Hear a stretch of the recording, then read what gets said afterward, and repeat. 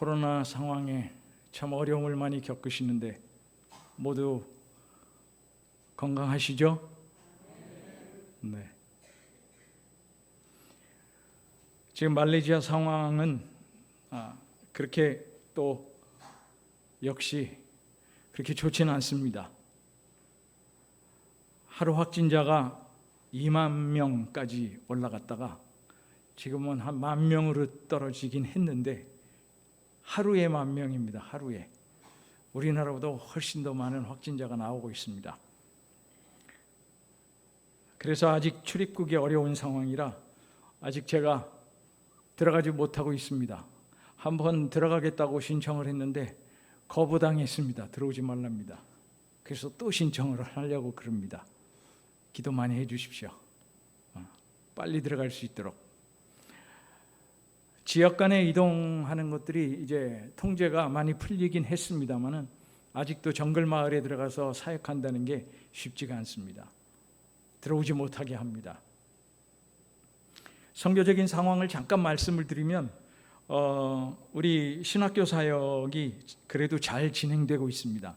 모이지는 못하지만 줌으로 온라인으로 강의가 계속 진행되고 있고 이를 위해서 제자훈련으로 양육되었던 우리 도날드 장로님이 현지 교회 장로님이십니다. 그 장로님이 저희 신학교 교무과장으로 임명이 돼서 지금 일을 잘하고 있습니다. 그래서 모든 것 행정 처리하는 문제, 또 학생들 연락하는 문제, 학생들의 교과 과정 정하는 것, 이런 교수들과의 컨택하는 문제, 이런 것들을 잘 해내고 있습니다. 하나님께서 제자훈련을 통해서 귀한 사람을 세우셔서 이렇게 한 사람이 놀라운 일을 잘 해내고 있습니다.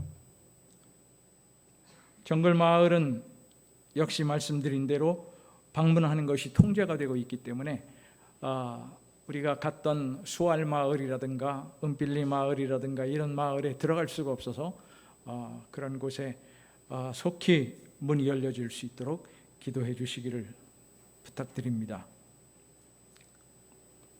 참 감사한 것은 우리 신학교에서 공부하고 있는 우리 정글마을 교회 목회자들, 지도자들이 어려운 상황 속에서도 잘 감당하고 있다는 겁니다.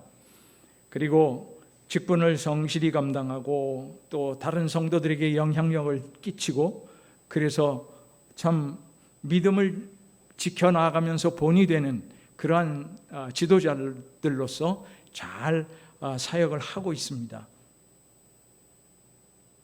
특별히 감사한 것은 제자훈련을 통해서 현지 지도자들을 만나게 하시고 그들을 양육할 수 있는 기회를 주시고 그 지도자들이 성숙하게 하셨고 그 제자훈련을 통해서 교회가 변화되고 선교하는 교회로 바뀌고 현지 교회가 그 중에서 말씀드린 한 사람 도날드 장로 그 사람을 세우셔서 저와 동역하게 하시고 코로나 상황에서 그 한 영혼이 그 한 지도자가 정말 놀라운 일들을 감당하게 하시는 겁니다.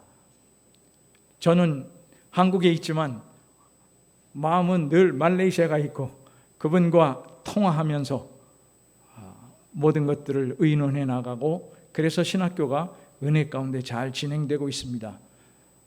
기도 제목 하나를 더 드린다면 내년도 2022년도 교과과정 이제 말하자면 세팅이 돼야 되는데 학사 일정이 잘 세팅이 돼서 교수님들도 또 잘 정해지고 교과 과정이 은혜 가운데 잘 진행될 수 있도록 그렇게 여러분들께서 기도해 주시면 더욱 감사드리겠습니다. 기도하실 거죠? 네. 오늘 말씀을 제가 나눠드리고 싶은 것은 바로 이 제자는 누구인가라는 것입니다. 제자로 삼아. 제목을 그렇게 정했습니다. 말씀 있는 그대로 너희는 가서 모든 민족을 제자로 삼아 그랬습니다.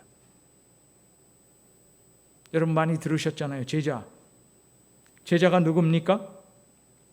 제가 네이버 사전을 찾아보니까 거기에 이렇게 돼 있어요. 1번, 스승으로부터 가르침을 받거나 받은 사람.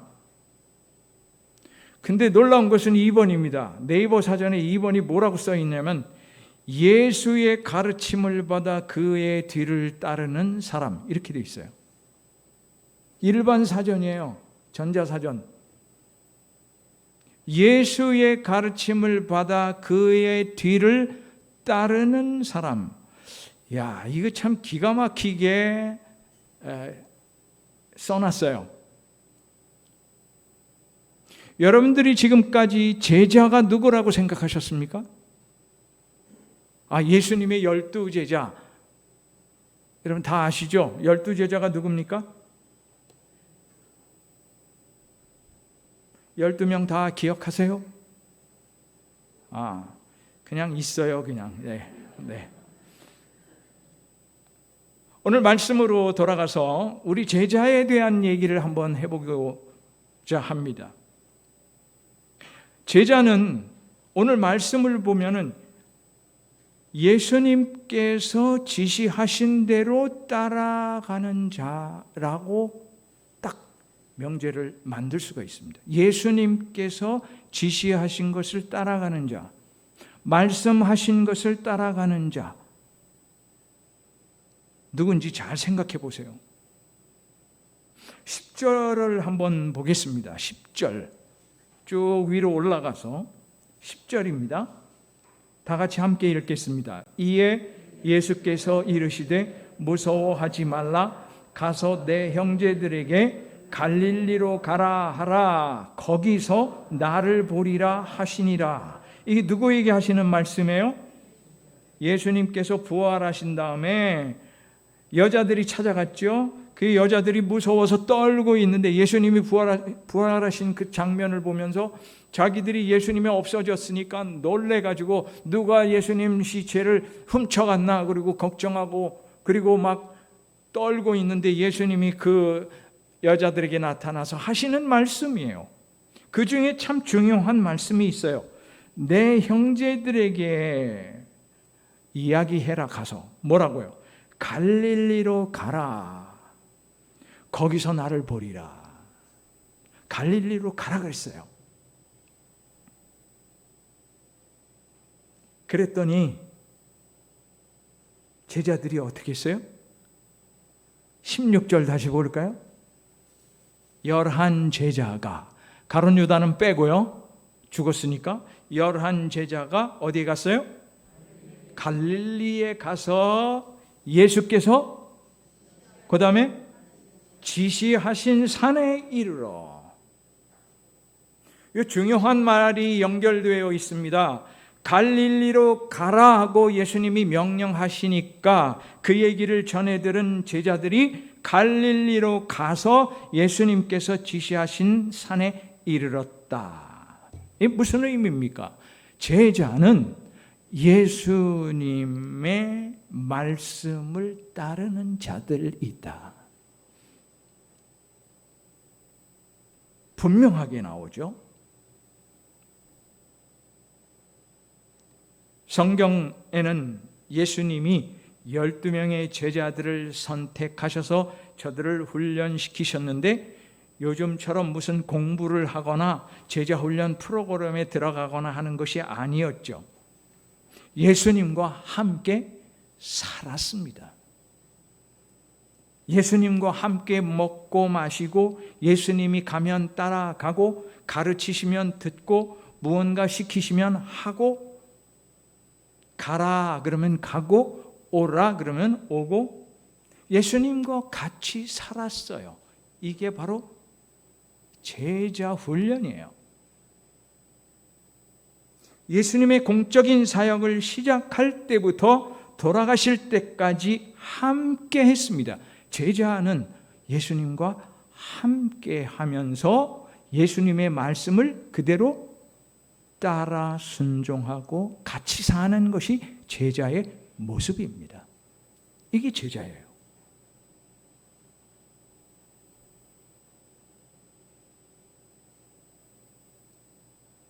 12 사도들의 이름, 베드로, 안드레, 야고보, 요한, 빌립, 바돌로메, 도마, 마테, 알페오의 아들 야고보, 다데오, 가나안인 시몬, 가룟 유다까지 12명.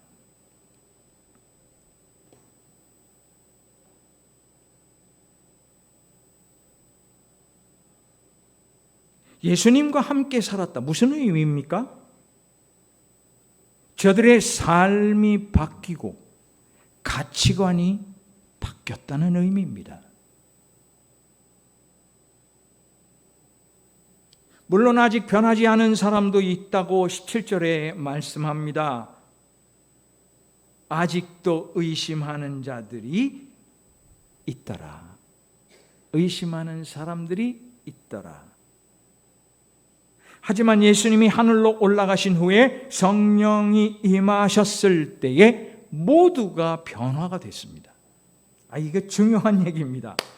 이 제자들에게 예수님이 말씀하시는데 뭐라고 말씀하시냐? 떠나시기 전에 내가 너희에게 한 것처럼 너희도 그렇게 하라. 모든 민족을 제자로 삼아라. 내가 너희를 제자로 삼은 것처럼 너희도 제자 삼는 사역을 해라 하는 것입니다. 예수님의 명령, 예수님의 말씀, 마지막 당부하신 말씀, 제자로 삼아라. 그럼 제일 먼저 우리 생각합시다. 어떻게 제자를 삼는가? 오늘 말씀 그대로 너희는 뭐라 그랬습니까? 가서. 너희는 가서. 가는 것이 먼저입니다. 가려면 그러면 어떻게 해야 됩니까? 가기 전에 하는 일이 분명히 있습니다. 가려면 떠나야 합니다. 그렇죠? 떠나지 않으면 갈 수가 없습니다. 떠나야 됩니다. 가라는 말 속에는 떠나라가 포함되어 있습니다. 창세기 12장 1절을 보면 하나님께서 아브라함을 부르십니다. 우상의 땅에서 빼내서 말씀을 하십니다. 너는 너의 고향과 친척과 아버지의 집을 떠나. 내가 네게 보여줄 땅으로 가라. 거의 두 가지가 다 있습니다. 1절 말씀 그 안에 명령어가 두 개가 다 있어요. 떠나라, 가라. 떠나지 않으면 갈 수가 없어요. 너의 우상의 땅에서 떠나라. 그리고 가라. 내가 보여줄게. 어딘지 몰라요. 보여줄 땅으로 가라 그랬어요. 지시할 땅으로 가라 그랬어요. 아직 어디로 가는지도 모르는데 떠나는 것부터가 먼저예요. 갈 바를 알지 못하고 떠났다 그랬어요.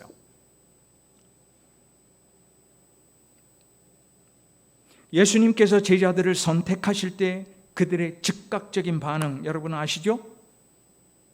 마태복음 4장 19절부터 20절 말씀, 나를 따라오너라 그랬어요. 따라오너라. 그랬더니 그들이 반응이 어땠습니까? 곧 그물을 버려두고 예수를 따르니라. 즉각 반응이에요.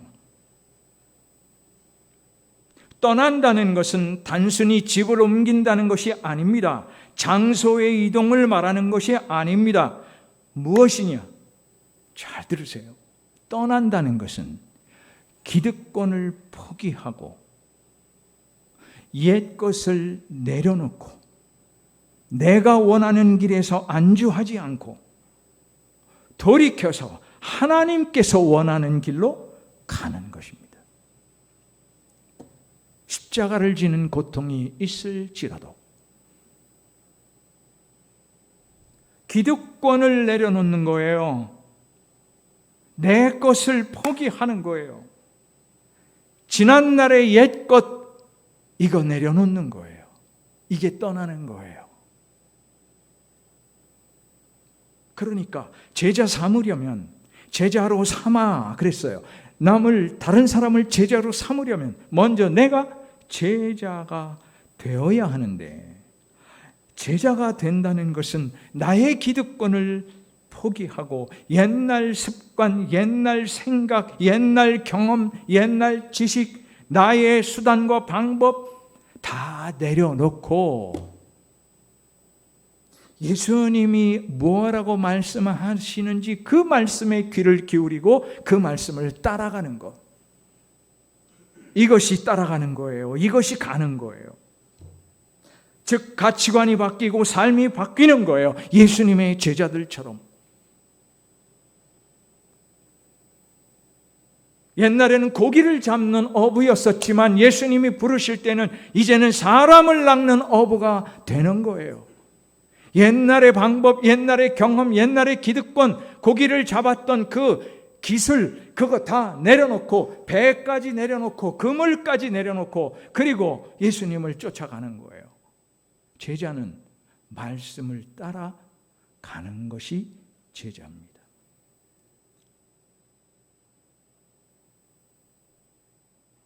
떠나야 됩니다. 그래야 갈 수 있습니다. 그럼 두 번째, 누구를 제자로 삼아? 19절 다시 볼까요? 19절. 그러므로 너희는 가서 누구를요? 모든 민족을. 개역 성경에는 족속으로 번역되어 있죠. 족속, 민족은 나라나 국가를 얘기하는 것이 아니죠. 족속은 헬라어로 에스네라는 단어인데 인종적인, 문화적인 종족 집단이라는 의미입니다. 문화적인, 인종적인 종족 집단. 모든 민족이에요. 이스라엘 민족만이 아니에요. 그러면 어느 민족이에요? 한 민족만이 아니에요. 우리 민족만이 아니에요.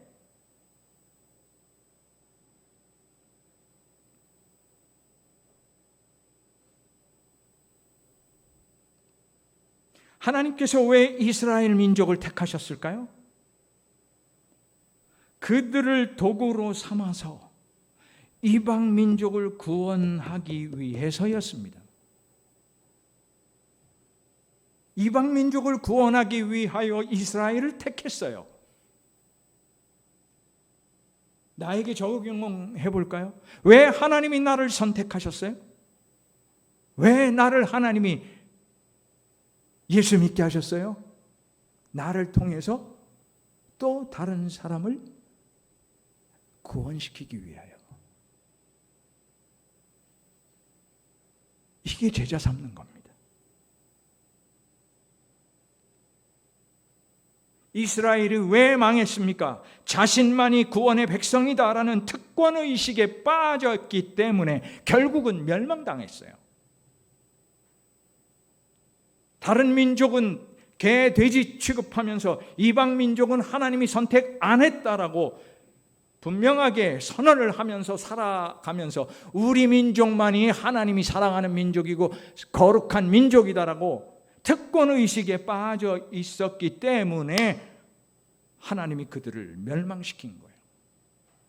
우리가 오늘도 정신 차려야 됩니다. 우리 한 민족만이 제대로 된 거룩한 민족이다, 하나님이 택한 백성이다 라고 착각하면 안 됩니다.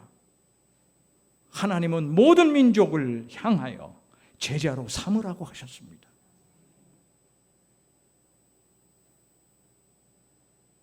로마서 1장 16절입니다. 내가 복음을 부끄러워하지 아니하노니 이 복음은 모든 믿는 자에게 구원을 주시는 하나님의 능력이 됨이라. 먼저는 유대인에게요, 그리고 헬라인에게로다. 헬라인이 누구를 말합니까? 그리스 사람만을 얘기하는 게 아니라 모든 이방 민족을 상징하는 단어였습니다. 그리스도인은 세계인입니다. 세계는, 온 민족은 한 가족입니다. 하나님 앞에서. 온 인류가 하나님의 자녀입니다. 우리 민족만 사랑한다는 것도 문제입니다. 나의 하나님이여 라고 외치지 마십시오. 우리의 하나님이여, 우리의 하나님이여, 이렇게 외치시면 됩니다. 한 민족의 하나님이여 라고 하지 말고 모든 민족의 하나님이시여 라고 우리가 외쳐 기도해야 됩니다. 대한민국만 특별히 사랑하시는 하나님이 아니십니다. 모든 민족을 사랑하시는 하나님이십니다. 그러니까 모든 민족에게 가야 합니다. 제자 삼으러.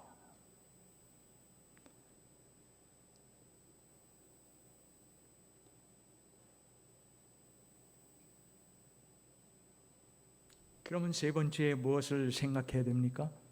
제자를 삼아야 되는데 무엇으로 제자를 삼을까요? 오늘 본문의 말씀에는 두 가지입니다. 세례와 양육. 세례를 주고 세례를 베풀고, 세례라는 것은 거듭남의 표시죠. 이전에 나는 죽고 예수님 안에서 새로운 나로 다시 태어난다는 의미를 가지고 있습니다. 세례는 그래서 현지 교회에서, 현지 목회자들에 의해서 시행이 됩니다. 또 하나는 가르쳐 지키게 하라. 양육을 말하죠. 제자 훈련으로 예수님의 방법을 똑같이 할 수는 없겠지요. 요즘은 그렇죠. 그러나 지속적인 만남을 통해서 일주일에 한 번 양육을 하는데, 이때 가장 중요한 것은 무엇이냐면 세 가지입니다. 하나는 말씀을 가르치는 것, 또 하나는 말씀이 생활 속에 적용되도록 하는 것, 이게 훈련입니다. 세 번째는 그래서 예수님의 제자가 되게 하는 것. 사역자의 제자가 아니죠. 사람의 제자가 아니죠. 예수님의 제자가 되게 만드는 것. 이런 훈련이 필요한 것입니다. 제가 지난 거의 7년 동안, 제가 안식년으로 나오기 전까지 현지 교회의 지도자들을 위해서 제자 훈련을 했습니다. 그 제자 훈련을 일주일에 한 번 했는데, 교회 장로님들, 집사님들 대상으로 맨 처음에 시작을 하려고 그러는데, 저는 교회에서 제자 훈련 하겠다고 얘기를 안 했어요. 현지 교회입니다. 현지인들, 도시에 있는 현지인들 교회인데 제가 하려고 하진 않았는데, 제가 출석만 하고 이제 그 교회를 위해서 기도만 하고 있었는데, 그 교회 장로님들 중에 몇 분이 저한테 와가지고 제자 훈련을 해달래요. 그래서 이분들이 제자 훈련이 뭔지를 모를 텐데, 제 상식으로는. 근데 제자 훈련을 해달래요. 그래서 제가 제자 훈련을 뭔지 아십니까? 제자 훈련이? 그러니까 자기들은 안 돼요. 그 제자 훈련을 해달라고 그래서, 그러면 제자 훈련은 원래 담임 목사님이 있으니까, 현지 목사님이 계시거든요. 그 목사님한테 해달라고 부탁을 하십시오. 원래 제자 훈련은 담임 목사님이 주관해서 하시는 겁니다. 그러니까 부탁을 했는데 답이 없대요. 얼마 지나서 6개월 지났는데 답이 없대요. 그래서 다시 왔어요. 그래서 저한테 해달래요. 그래서 그분들을 제자 훈련을 시작을 했는데, 시작하는 때 조건이 있다 그랬어요. 무슨 조건이냐요? 당회에서 결정을 해서 거기도 그 장로님들의 커미티가 있어요. 거기에서 결정을 해서 허락이 되면 하겠다. 그랬더니 거기서 허락을 했어요. 그래서 제가 담임 목사는 아니지만 선교사로서 돕는 마음으로 제자훈련을 거기서 시작을 했어요. 맨 처음에 제자훈련 하겠다 그러니까 집사님들, 장로님들 10분이 와가지고 제자훈련을 하겠대요. 모이라 그랬더니 10분이 너무 많은데 생각했다가 오리엔테이션을 했죠. 뭐냐면 10명인데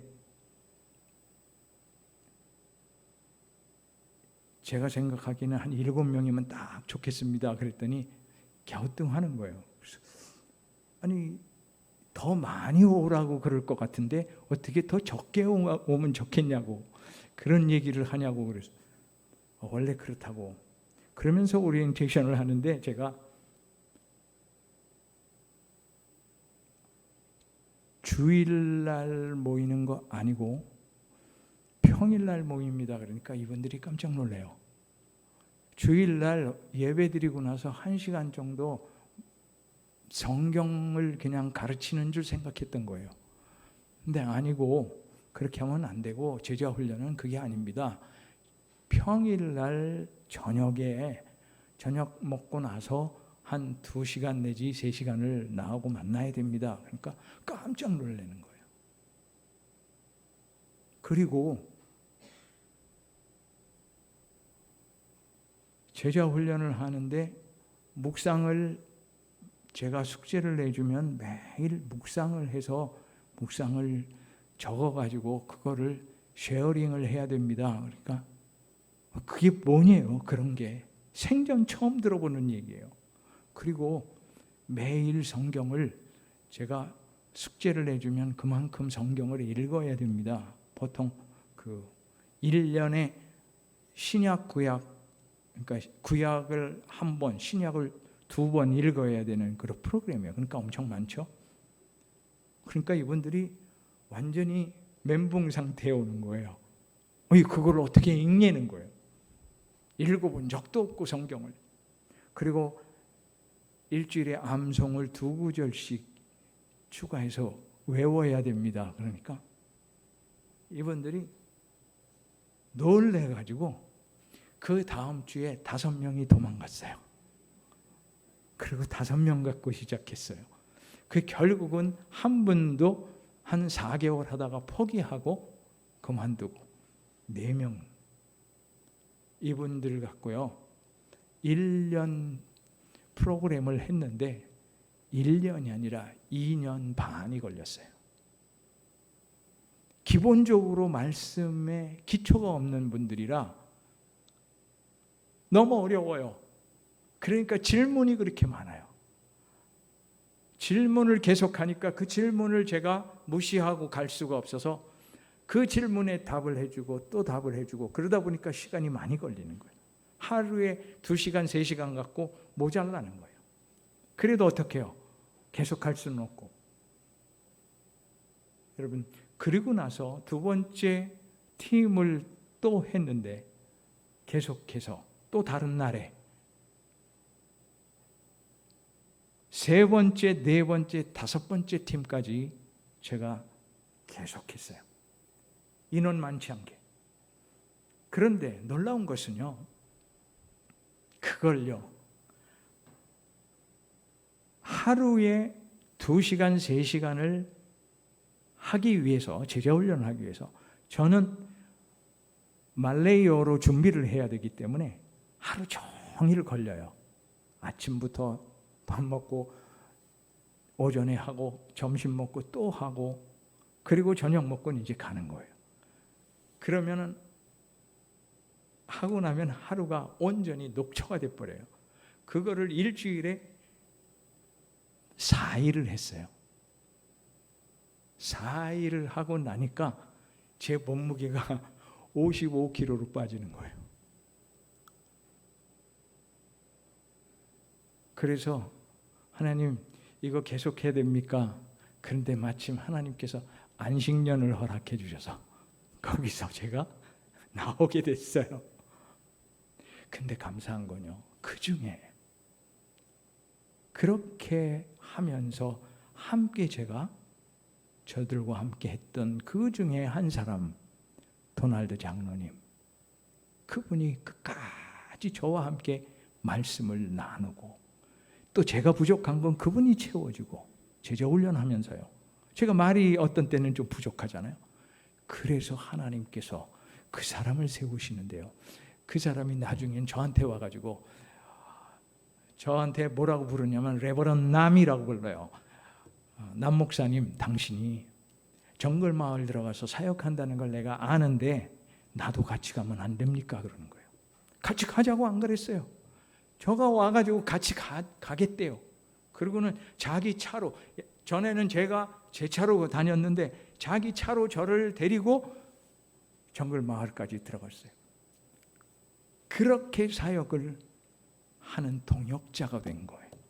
하나님께서 7년 동안 고생한 거 잊지 않으시고 이 한 사람을 세우셨구나. 나중엔 제가 그 사람한테 오퍼를 했어요. 당신